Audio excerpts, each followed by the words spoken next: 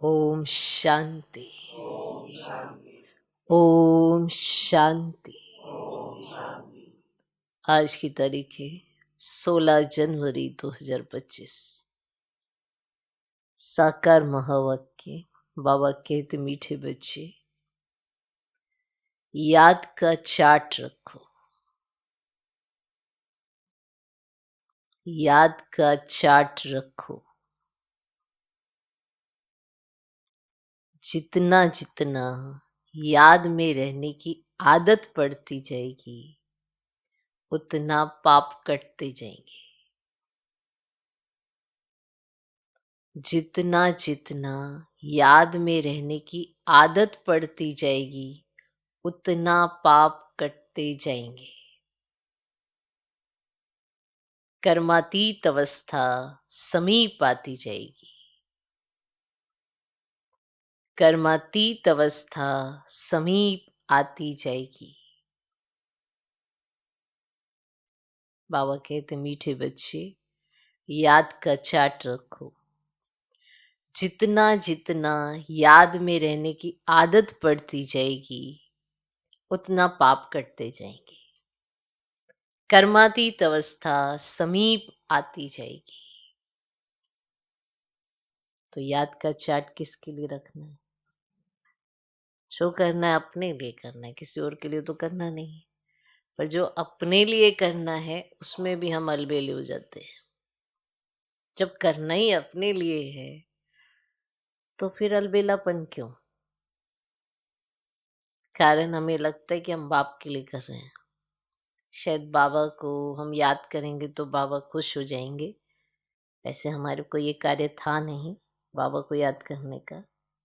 उन्होंने आके कहा कि तुम मुझे याद करो, हमने उनका कार्य कर दिया, अब वो खुश हो जाएंगे। पर हम भूल रहे हैं कि हमें उन्हें याद क्यों करना है। उनको खुश करने के लिए नहीं, अपने पाप काटने के लिए। उन पापों को हम भुगत भी सकते थे, लेकिन बाबा चाहते ही नहीं कि हम पापों को भुगते, हम दुखी हों और इस दुखदाम में और दुख उठाएं। इसलिए उन्होंने बहुत सरल सी युक्ति बता दी। और वो सरल सी युक्ति इसलिए बताई क्योंकि हमारा अभ्यास था याद करने का। हमें कुछ और भी कह सकते थे, पर हम नेचुरली याद तो उन्हें करते ही थे। भक्ति मार्ग में भी उन्हें याद करते रहते थे। तो उन्होंने कहा यही कर लो, चलो मेरे साथ तुम्हारी बुद्धि की तार जुड़ी रहेगी तो तुम बच जाएंगे, और भी कर्म नहीं करेंगे, और जो पिछले होंगे वो कट जाएंगे। बहुत सिंपल सी बात थी, पर आज भी ये बहुत डिफिकल्ट बात हुई पड़ी है कि याद आखिर करना क्यों है? उनको खुश करने के लिए नहीं। चार्ट रखना क्यों? उनको खुश करने के लिए नहीं, सब अपने लिए। सब कुछ अपने लिए करने के बावजूद भी हम ये एहसास कराते बाबा को कि हम बहुत कुछ कर रहे हैं।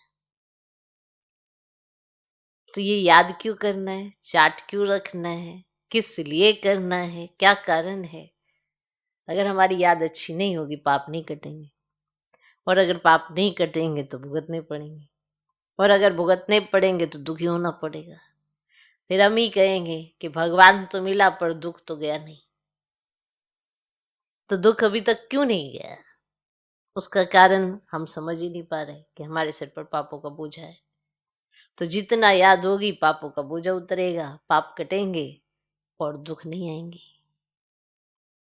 परिस्थितियां नहीं आएंगी ऐसा नहीं कहा, पर उन परिस्थितियों में आप दुखी नहीं होंगे। कोई भी सरकमस्टांस आ जाए, कोई सिचुएशन आ जाए, आप हल्के रहेंगे, आप उसे सहज क्रॉस कर लेंगे। तो आपका एक्सपीरियंस बढ़ेगा, आपको ऐसा अनुभव होगा कि वाह, आपका अपने आप पे विश्वास बढ़ेगा। फिर बाद में बाप पे विश्वास बढ़ेगा कि कैसे क्रॉस करा दिया। तो बेस क्या था कि पाप कट जाए, पाप कट जाए। और अगर पाप कट गए तो हम हल्के हो जाएंगे, और हल्के होके कर्म करेंगे।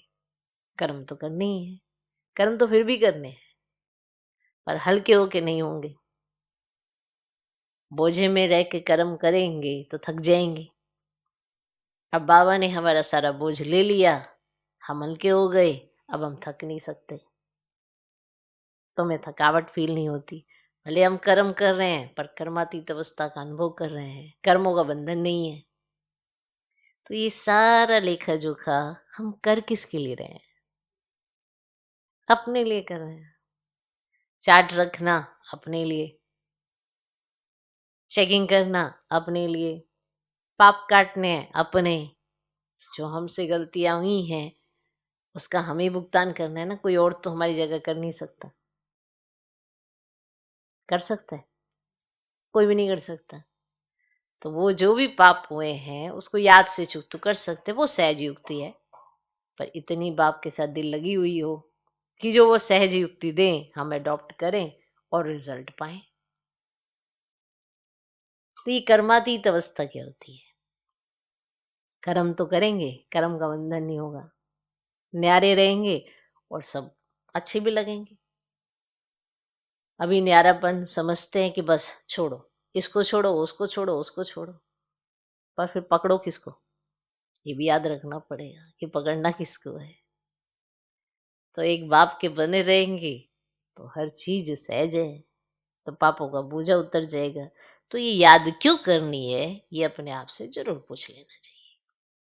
हर चीज अगर हम अपने आप से ही पूछ लें तो फिर किसी को कुछ कहने की जरूरत ही नहीं है। ओके, तो याद का चार्ट रखो। जितना जितना याद में रहने की आदत पड़ती जाएगी उतना पाप करते जाएंगे, कर्मातीत अवस्था समीप आती जाएगी। आज का प्रश्न, चार्ट ठीक है व नहीं, इसकी परख किन चार बातों से की जाती है? आपका चार्ट ठीक है या नहीं ठीक है, चार बातों से इसकी परख की जाती है। हम आए बाबा के पास, हमारा चार्ट ठीक था नहीं था, तो चार बातों से बाबा देख लेता है। बाबा को कुछ और बातें सुनने की जरूरत नहीं होती है, चार बातों से ही उनको पता चल जाता है। ज्यादा बात तो में वो जाते भी नहीं है और हमें भी बातों से परे ही ले जाते हैं। तो बताओ, चार्ट ठीक है या नहीं है, इसकी परख किन चार बातों से की जाती है?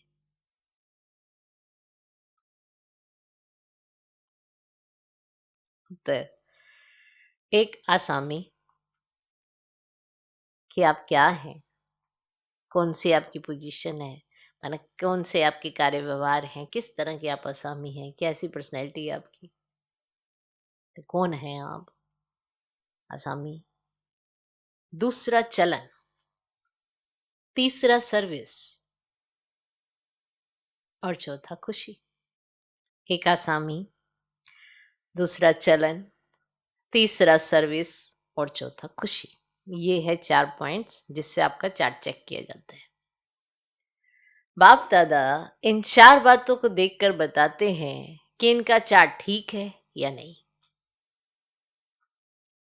इनका चार्ट ठीक है या नहीं। अपने लिए लिखो, जिसको दोबारा अगर देखो तो महसूस हो ये गलती कल मैंने की थी, यहाँ मेरा योग कम था। अपने लिए लिखो, किसी को बताने के लिए क्या करना। समय पर है ना, हर चीज समय पर। कई बार चांस मिलता है ये करने का, फिर आने वाले समय में वो उस चीजों का चांस ही नहीं मिलता। तो इसीलिए अभी समय है, अपने लिए लिखना है, जो भी करना है सबने अपने लिए।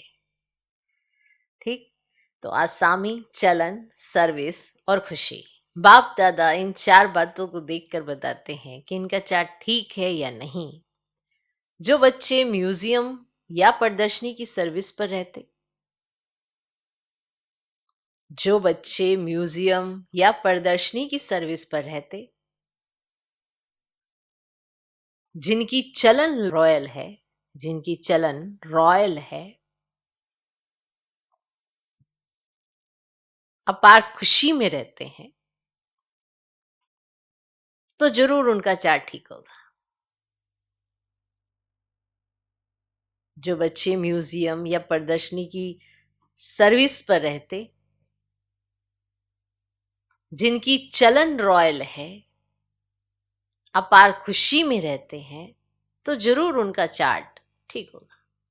आज का गीत है, आज का गीत है, मुखड़ा देख ले प्राणी अपने दिल दर्पण में। ओम शांति। बच्चों ने गीत सुना, इसका अर्थ भी अंदर जानना चाहिए कि कितने पाप बचे हुए हैं, कितने पुण्य जमा है, अर्थात आत्मा को सत्व प्रधान बनने में कितना समय है। अभी कितने तक पावन बने हैं ये समझ तो सकते हैं ना। चार्ट में कोई लिखते हैं हम 2-3 घंटा याद में रहे, कोई लिखते हैं 1 घंटा, ये तो बहुत कम हुआ। कम याद करेंगे तो कम पाप कटेंगे। अभी तो पाप बहुत है ना जो कटे नहीं है। आत्मा को ही प्राणी कहा जाता है। तो अब बाप कहते, हे आत्मा, अपने से पूछो इस हिसाब से कितने पाप कटे होंगे। चार्ट से मालूम पड़ता है हम कितना पुण्य आत्मा बने हैं। ये तो बाप ने समझाया है। कर्मातीत अवस्था अंत में होगी, याद करते करते आदत पड़ जाएगी तो फिर ज्यादा पाप कटने लगेंगे। अपनी जांच करनी है, हम कितना बाप की याद में रहते हैं। इसमें गप मारने की बात नहीं है, मैं तो 24 घंटे याद करता हूं, मैं तो 20 घंटे याद करता हूं, ऐसे गप नहीं मारनी है। ये तो अपनी जांच करनी होती है। बाबा को अपना चार्ट लिख कर देंगे तो बाबा झट बताएंगे कि ये चार्ट ठीक है या नहीं। आसामी, चलन, सर्विस और खुशी को देख बाबा झट समझ जाते हैं कि इनका चार्ट कैसा है। घड़ी घड़ी याद किन को रहती होगी? जो म्यूजियम अथवा प्रदर्शनी की सर्विस में रहते हैं। म्यूजियम में तो सारा दिन आना जाना रहता है और दिल्ली में तो बहुत आते रहेंगे। घड़ी घड़ी बाप का परिचय देना पड़ता है। समझो किसको तुम कहते हो विनाश में बाकी थोड़े रोज हैं, थोड़े से वर्ष बचे हैं, कहते ही कैसे हो सकता है? तो फट से कहना चाहिए ये कोई हम थोड़ी के बताते हैं, भगवानुवाच है ना। भगवानुवाच तो जरूर सत्य ही होगा ना। आप ये कह रहे हो हम बता रहे हैं, हम तो बता ही नहीं रहे, हमें तो खुद ही नहीं पता। तो भगवानुवाच है और भगवानुवाच सदा सत्य ही होगा ना। इसीलिए बाप समझाते हैं घड़ी घड़ी बोलो ये शिव बाबा की श्रीमत है। ये क्यों कहते हो कि मैंने कहा? ये कहो ना कि ये शिव बाबा की श्रीमत है। हम नहीं कहते, श्रीमत उनकी है, वह है ही ट्रुथ। पहले पहले तो बाप का परिचय जरूर देना पड़ता है। इसीलिए बाबा ने कहा है हर एक चित्र में लिख दो शिव भगवानुवाच, और वह तो एक्यूरेट ही बताएंगे, हम थोड़ी ही जानते थे। बाप ने बताया है तब हम कहते हैं। कभी कभी अखबार में भी डालते हैं फलाने ने भविष्यवाणी की है कि विनाश जल्दी होगा, ऐसे अखबारों में आता है फलाने ने ऐसे भविष्यवाणी की है इस सन तक ऐसे विनाश हो जाएगा, आता है अखबारों में। अब तुम तो हो ही बेहद बाप के बच्चे, प्रजापिता ब्रह्मा कुमार कुमारियां तो बेहद के हैं ना। तुम बताएंगे हम बेहद बाप के बच्चे हैं, वही पतित पावन ज्ञान का सागर है। पहले ये बात समझाकर पक्का कर फिर आगे बढ़ना चाहिए। शिव बाबा ने ये कहा है यादव कौरव आदि विनाश काले विपरीत बुद्धि। यादव कौरव जैसे ही विनाश काल के समय समीप आता है तो ये विपरीत बुद्धि हो जाते हैं। शिव बाबा का नाम लेते रहेंगे तो इसमें बच्चों का भी कल्याण है। माना किसी को सुनाना है तो शिव भगवान वाच ऐसे बोलो ना। अपनी बात क्यों कहते हो? हम ऐसा कह रहे हैं, ये बताओ शिव भगवान वाच है तो वो तो सत्य ही कहेंगे। क्लियर? देखो बाबा कैसे बच्चों को बचाते हैं, ऐसे समझाओ ना। तो सर्विस करने वालों का चार्ट अच्छा रहता होगा। सारे दिन में 8 घंटा सर्विस में बिजी रहते हैं। अच्छा करके 1 घंटा रेस्ट लेते होंगे, फिर भी 7 घंटे तो सर्विस में रहते हैं ना। तो समझना चाहिए उनके विक्रम बहुत विनाश होते होंगे। बहुतों को घड़ी घड़ी बाप का परिचय देते हैं तो जरूर ऐसे सर्विसेबल बच्चे बाप को भी प्रिय लगेंगे। बाप देखते हैं ये तो बहुतों का कल्याण करते हैं, रात दिन इनको यही चिंतन है, हमको बहुतों का कल्याण करना है। तो बहुतों का कल्याण करना गोया अपना करते हैं। स्कॉलरशिप भी उनको मिलेगी जो बहुतों का कल्याण करते हैं। बच्चों को तो यही धंधा है, टीचर बन बहुतों को रास्ता बताना है। पहले तो ये नॉलेज पूरी धारण करनी पड़े। कोई का कल्याण नहीं करते तो समझा जाता है इनकी तकदीर में ही नहीं है। बच्चे कहते हैं बाबा हमको नौकरी से छुड़ाओ, फिर देखो मैं कितनी सर्विस करता, नौकरी से छुड़ा दो। ये 8 घंटा नौकरी दो, फिर इतना थक जाते, फिर कुछ करने लायक ही नहीं रहते। तो बाबा क्या करो, नौकरी से छुड़ाओ, हम इस सर्विस में लग जाएं। बाबा भी देखेंगे बरोबर ये सर्विस के लायक है, बंधन मुक्त भी है, तब कहेंगे भल 500,000 कमाने से तो तुम इस सर्विस में लग बहुतों का कल्याण करो। जब वो देखेंगे कि बंधन मुक्त है, सर्विस के लायक भी है, तब ये राय देंगे।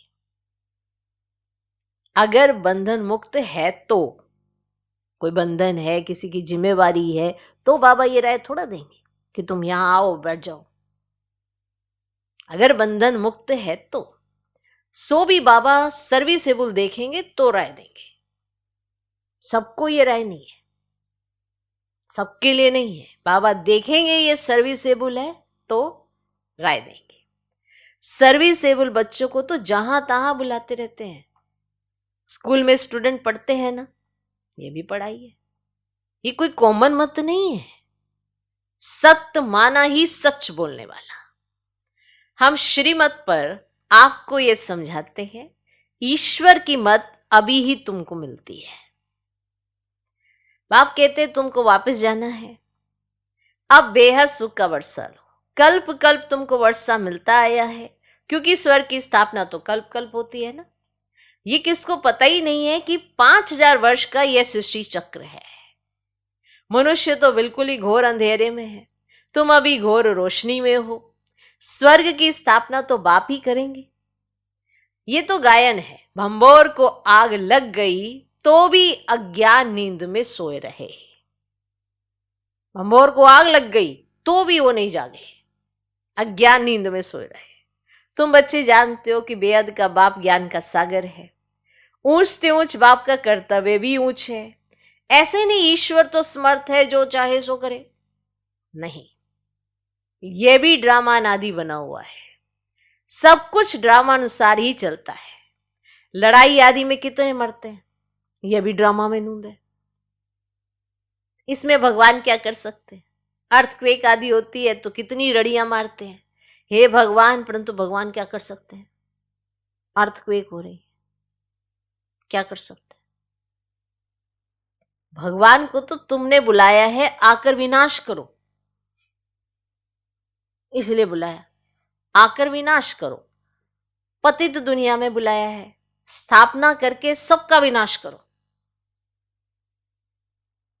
मैं करता नहीं हूं, अब ये तो ड्रामा में नूंद है। अब कोई शब्दों को पकड़ेगा, देखो बाबा ने कहा मैं विनाश करने आया हूं। बाबा बता रहे हैं जब स्थापना होगी तो दूसरी चीज तो नष्ट हो ही जाएगी। बता रहे हैं तो नष्ट उन्होंने की नहीं है, ये ड्रामा में नूंद है। अब पतितपना है, जब आप पावन बनेंगे तो छूट ही जाएगा। अब आप कहें पतितपना भी साथ रहे, पावनपना भी साथ रहे, ऐसा तो होता ही नहीं है। तो स्वर्ग आएगा तो नरक का तो विनाश होगा ही होगा। तो बाप विनाश करने नहीं आया है, स्वर्ग की स्थापना करने आया है। तो स्थापना की तरफ अटेंशन खिंचवाते हैं, ना कि विनाश की तरफ। क्लियर? बाकी ये ड्रामा में नूंद है। कूने नाहे खेल हो जाता है।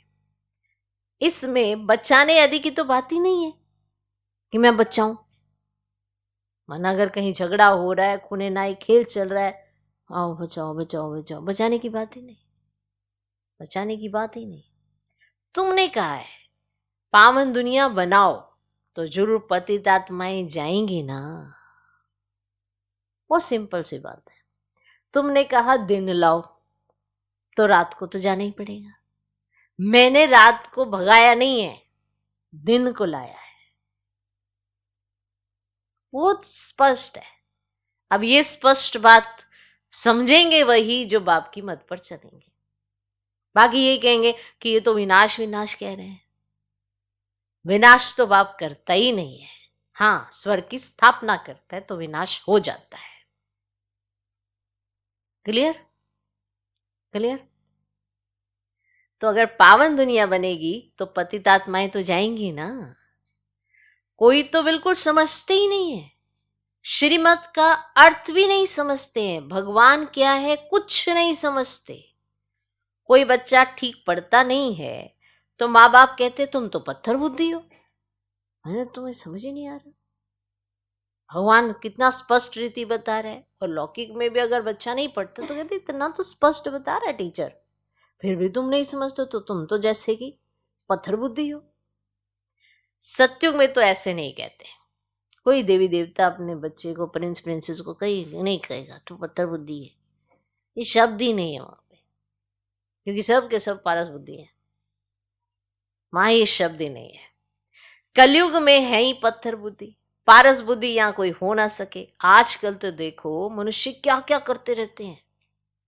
एक हार्ट निकाल दूसरी डाल देते हैं। ये जो ओरिजिनल उसका हार्ट था थोड़ा डैमेज सा हो गया है, इसको निकाल के साइड में रखते हैं और दूसरी डाल देते हैं। क्या क्या करते रहते हैं।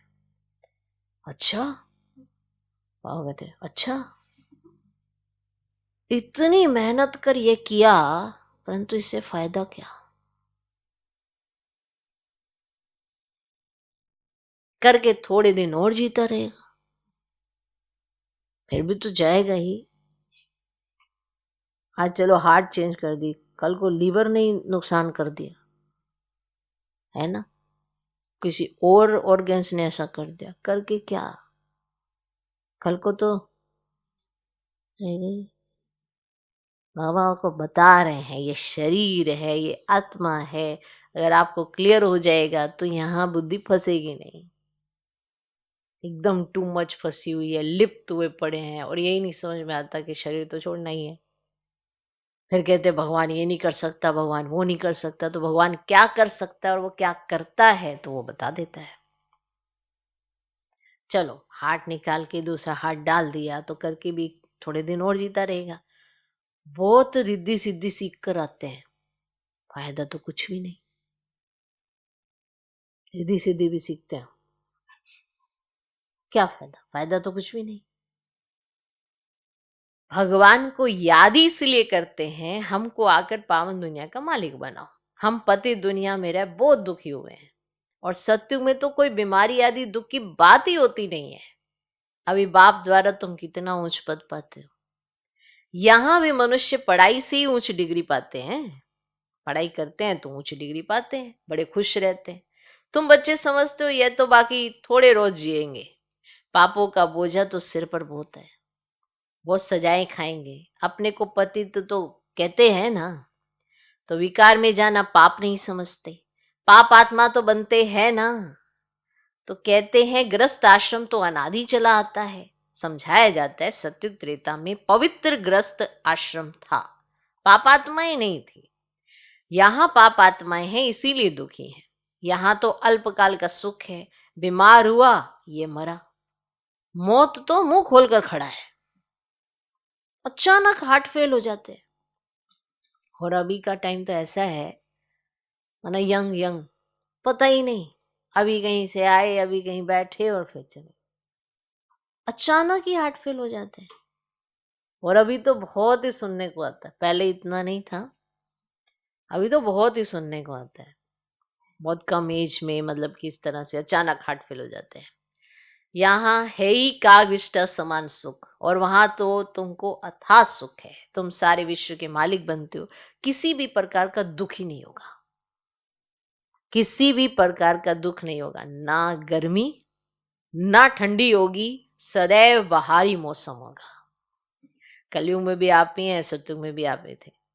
वहां दुख नहीं होता, तो इसे ना वहां गर्मी होती है ना सर्दी होती है, सदैव बहारी मौसम होगा। तत्व भी ऑर्डर में रहते हैं। स्वर्ग तो स्वर्ग ही है, रात दिन का फर्क है। तुम स्वर्ग की स्थापना करने के लिए ही तो बाप को बुलाते हो, आकर पावन दुनिया स्थापन करो, हमको पावन बनाओ। तो हर एक चित्र पर शिव भगवान उवाच लिखा हुआ हो। इससे घड़ी घड़ी शिव बाबा याद आएगा, तो ज्ञान भी देते रहेंगे। म्यूजियम अथवा प्रदर्शनी की सर्विस में ज्ञान और योग दोनों इकट्ठे ही चलते हैं ना। म्यूजियम समझाते हैं या तो फिर ज्ञान और योग दोनों इकट्ठा ही चलता है। तो याद में रहने से नशा चढ़ेगा। तुम पावन बन सारे विश्व को पावन बनाते हो। जब तुम पावन बनते हो तो जरूर सृष्टि भी पावन चाहिए। एक अकेले आप पावन बन गए और बाकी सारी सृष्टि वैसी है तो फिर आपको सुख कैसे भाजेगा।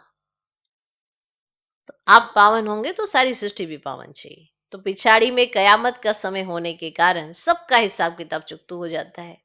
तुम्हारे लिए हमको नई सृष्टि का उद्घाटन करना पड़ता है,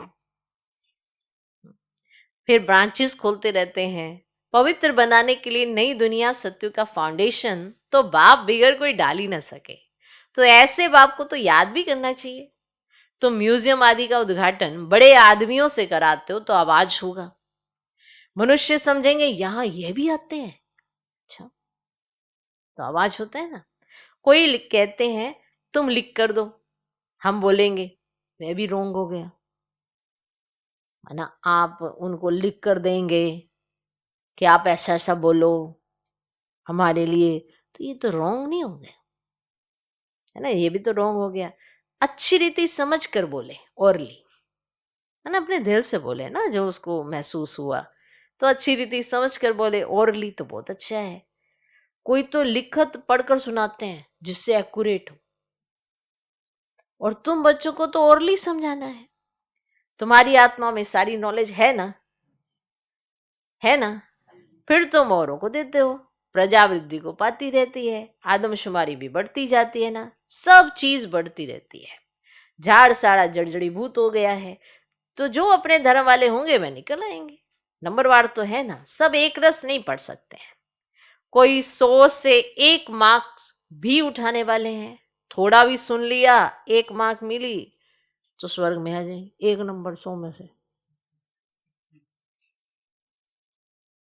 नहीं 100 में से 100 लेने की कहानी चल रही है। बाबा कहते हैं कोई 100 में से 1 नंबर भी लेंगे, माना स्वर्ग में आ जाएंगे। स्वर्ग माना सत्युग त्रेता, त्रेता के लास्ट में आ जाएंगे, उतर जाएंगे। तो यह है बेहद की पढ़ाई, जो बेहद का बाप भी पढ़ाते हैं। जो इस धर्म के होंगे वे निकल आएंगे। और पहले तो सबको मुक्तिधाम अपने घर जाना है, फिर नंबरवार आते रहेंगे। और कोई तो त्रेता के अंत तक भी आएंगे। भले ब्राह्मण बनते हैं लेकिन सभी ब्राह्मण कोई सत्युग में नहीं आते, ये बात याद रखना। ब्राह्मण बने पर ब्राह्मण बन के ब्राह्मण पना ही नहीं दिखाया, बाप का नाम ही बाला नहीं किया, तो फिर ब्राह्मण किस काम का। इसीलिए सभी ब्राह्मण बनते हैं लेकिन सत्युग में नहीं आते। सब एक रस तो हो ही नहीं सकते। राजाई में तो सब वैरायटी चाहिए और प्रजा को बाहर वाला कहा जाता है।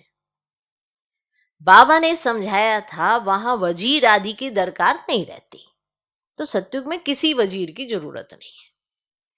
उन्हों को श्रीमत मिली जिससे ये बने। अब संगम पर उन्होंने श्रीमत के आधार पर इतना उच्च पद पाया, उन्हें वजीर की क्या जरूरत है। तो वजीर वहां नहीं चाहिए होता। फिर ये थोड़ी कोई से राय लेंगे, इतना तो उच्च पद पा लिया इन्होंने, शिव बाबा की श्रीमत पर चले, इतना उच्च पद पा लिया, अब ये किसी की राय पर नहीं चले। वजीर आदि कुछ नहीं होते। फिर जब पतित होते हैं ना तो एक वजीर एक राजा रानी होते हैं। अभी तो कितने वजीर हैं, यहां तो पंचायती राज्य है ना। एक की मत ना मिले दूसरे से, एक से दोस्ती रखो, समझाओ, काम कर देंगे। दूसरा फिर आया, उनको ख्याल में ना आया तो और ही काम को बिगाड़ देंगे। ठीक है। अब 5 पंचों की पंचायत बनाई, अब सारे पंचों की राय अलग अलग। अब आपने भी किसी एक से दोस्ती रखी, उसे सामने समझाया ये ऐसा करे ऐसा कर, उसने कर दिया, इतने में दूसरा आ गया, फिर उसको समझ नहीं आया, उसने आके काम ही बिगाड़ दिया। एक की बुद्धि ना मिले दूसरे से, और वहां तो तुम्हारी सब कामनाएं पूरी हो जाती हैं। तुमने कितना दुख उठाया है, इसका नाम ही है दुख दाम। और भक्ति मार्ग में कितने धक्के खाए हैं, ये भी ड्रामा। जब दुखी हो जाते तब बाप आकर सूखा बरसा देते हैं। तो बाप ने तुम्हारी बुद्धि कितनी खोल दी है। मनुष्य तो कह देते साहूकारों के लिए स्वर्ग है, गरीब नरक में है, और तुम यथार्थ रीति जानते हो स्वर्ग किसको कहा जाता है। और सत्युग में थोड़ी कोई रहम दिल कह बोलाएंगे। माना सत्युग में देवी देवता हे रहम दिल, हे दाता, हे भगवान, हे ईश्वर, कोई पुकार नहीं। सत्युग में कोई पुकारता नहीं, वहां तो सब संपन्न है। यहां बुलाते हैं रहम करो, लिबरेट करो, तो बाप ही सबको शांति धाम सुखधाम ले जाते हैं। अज्ञान काल में तुम भी कुछ नहीं जानते थे। जो नंबर 1 तमो प्रधान वही फिर नंबर 1 सतो प्रधान बनते हैं। ये अपनी बड़ाई नहीं करते हैं, बड़ाई तो एक की ही है। लक्ष्मी नारायण को भी ऐसा बनाने वाला तो वह है ना। ऊंच से ऊंच भगवान, वे बनाते भी ऊंच हैं। बाबा जानते हैं सब तो ऊंच नहीं बनेंगे, बाबा जानते हैं, फिर भी पुरुषार्थ करना पड़े। यहां तुम आते ही हो नर से नारायण बनने। कहते हैं बाबा हम तो स्वर्ग की बादशाही लेंगे, हम सत्य नारायण की सच्ची कथा सुनने आए हैं। बाबा कहते हैं अच्छा अच्छा, तेरे मुख में गुलाब, मेहनत करो। लेने आए हो ना, बादशाही लेने आए हो, इतना ऊंच पद लेने आए हो, सब कुछ लेने आए हो, तो बहुत अच्छी बात है। तेरे मुख में गुलाब, मेहनत करो। सब तो लक्ष्मी नारायण नहीं बनेंगे। ये राजधानी स्थापन हो रही है, राजाई घराने में, प्रजा घराने में चाहिए तो बहुत ना, चाहिए तो बहुत ना। आश्चर्य व सुनंती कथंती फारगति देवंती, फिर वापिस भी आ जाते हैं। जो बच्चे अपनी कुछ ना कुछ उन्नति करते हैं तो चढ़ पड़ते, सरेंडर होते ही हैं गरीब, देहे सहित, और कोई भी याद न रहे, बड़ी मंजिल है। ये सरेंडर पाने की डेफिनेशन होती है।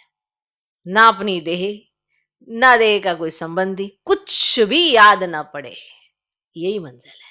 और अगर सब कुछ याद आ रहा है तो क्या सरेंडर है।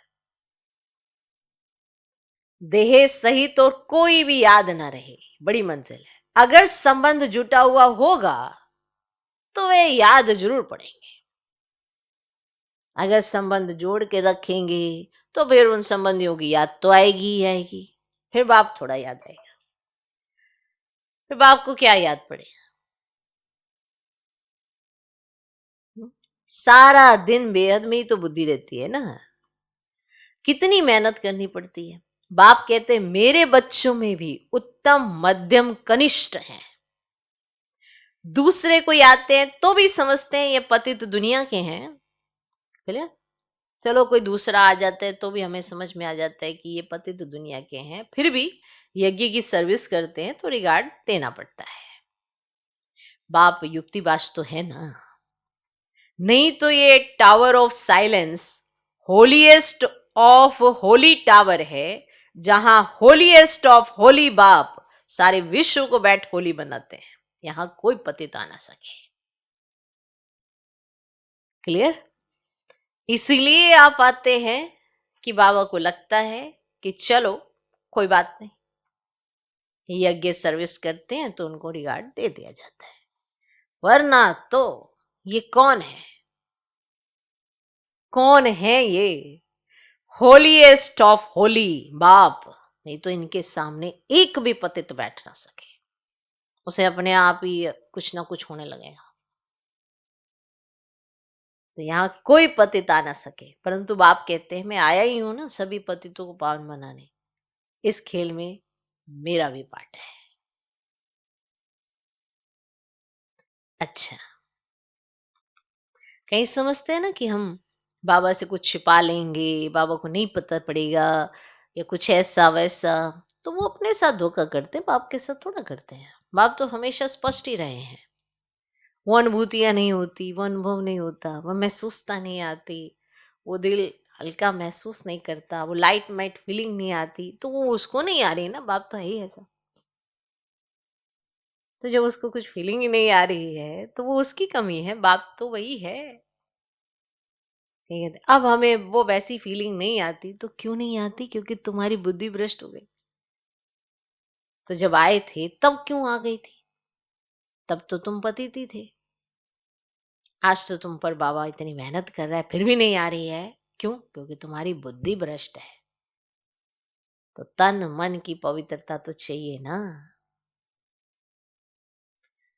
इसीलिए वो ये सोचे कि छुपा लेंगे, बैठ जाएंगे, तो उससे क्या अपना ही नुकसान करेंगे, इसमें बाप का क्या जाएगा? तो अपना ही नुकसान करते हैं, टोटल पत्थर बुद्धि हो जाते हैं। और उस पत्थर बुद्धि से वो कैसे योग लगाएंगे?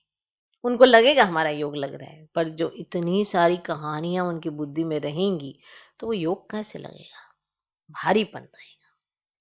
तो इसलिए बाबा कहते हैं कि सभी पतितों को पावन बनाना ये मेरा पाठ है।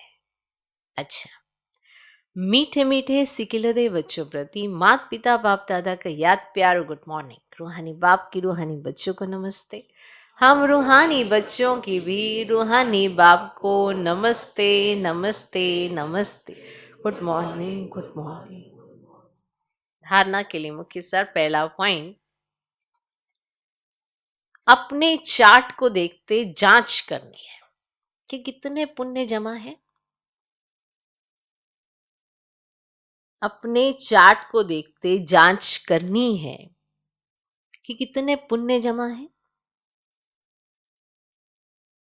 आत्मा सत्व प्रधान कितनी बनी है। याद में रहकर सब हिसाब किताब चुकतू करने हैं। याद में रहकर सब हिसाब किताब चुकतू करने हैं। दूसरा पॉइंट, स्कॉलरशिप लेने के लिए सर्विसेबल बन बहुतों का कल्याण करना है। स्कॉलरशिप लेने के लिए सर्विसेबल बन बहुतों का कल्याण करना है। बाप का प्रिय बनना है। बाप का प्रिय बनना है। टीचर बन बहुतों को रास्ता बताना है। टीचर बन बहुतों को रास्ता बताना है। आज का वरदान, अपने फरिश्ते स्वरूप द्वारा सर्व को वर्षे का अधिकार दिलाने वाले आकर्षण मूर्त हो। अपने फरिश्ते स्वरूप द्वारा सर्व को वर्षे का अधिकार दिलाने वाले आकर्षण मूर्त हो। फरिश्ते स्वरूप की ऐसी चमकीली ड्रेस धारण करो जो दूर दूर तक आत्माओं को अपनी तरफ आकर्षित करे और सर्व को भिखारीपन से छुड़ाए वर्षे का अधिकारी बना दे। इसके लिए ज्ञान मूर्त, याद मूर्त और सर्व दिव्य गुण मूर्त बन उड़ती कला में स्थित रहने का अभ्यास बढ़ाते चलो। आपकी उड़ती कला ही सर्व को चलते फिरते फरिश्ता सुदेवता स्वरूप का साक्षात्कार कराएगी। यही विधाता वरदातापन की स्टेज है। क्लियर? आज का स्लोगन, औरों के मन के भावों को जानने के लिए सदा मन मना भव की स्थिति में स्थित रहो। औरों के मन के भावों को जानने के लिए सदा मन मना भव की स्थिति में स्थित रहो। हमारा मन अगर बाप में लगा हुआ है तो दूसरों के मन के भाव हमें स्पष्ट हो जाएंगे। जैसे आपने किसी के लिए शुभ भावना शुभकामना रखकर उसको सहयोग देना है, तो उसको कौन सा सहयोग चाहिए ये तो हमें स्पष्ट होना चाहिए, तो सहयोग देंगे, तभी तो दुआएं मिलेंगी। तो ये मन के भाव, ऐसे नहीं कि उसके अंदर क्या कड़वाहट है वो जानना है मेरे को, या वो क्या कर रहा है, वो कौन सी चाल चल रहा है ये जानना है मेरे को। इसमें क्या करना है? इससे आपका मन तो विचलित होगा, हलचल में आ जाएगा। मन के भाव आपको इसलिए जानने हैं क्योंकि आपने दुआएं लेनी है, दुआएं देनी है, इसलिए जानना है। तो औरों के मन के भावों को जानने के लिए सदा मन मना भाव की स्थिति में स्थित रहो। अपनी शक्तिशाली मनसा द्वारा साकाश देने की सेवा करो। मनसा शक्ति का दर्पण है, बोल और कर्म। आपकी मनसा कैसी है आपके बोलों से स्पष्ट होती है, आपके कर्मों से स्पष्ट होती है। चाहे अज्ञानी आत्माएं चाहे ज्ञानी आत्माएं, दोनों के संबंध संपर्क में बोल और कर्म शुभ भावना शुभकामना वाले हों। जिसकी मनसा शक्तिशाली व शुभ होगी उसकी वाचा और कर्मना स्वतः ही शक्तिशाली शुद्ध होगी, शुभ भावना वाली होगी। मनसा शक्तिशाली अर्थात याद की शक्ति श्रेष्ठ होगी, शक्तिशाली होगी, सहजयोगी होंगे। ठीक। ओम शांति।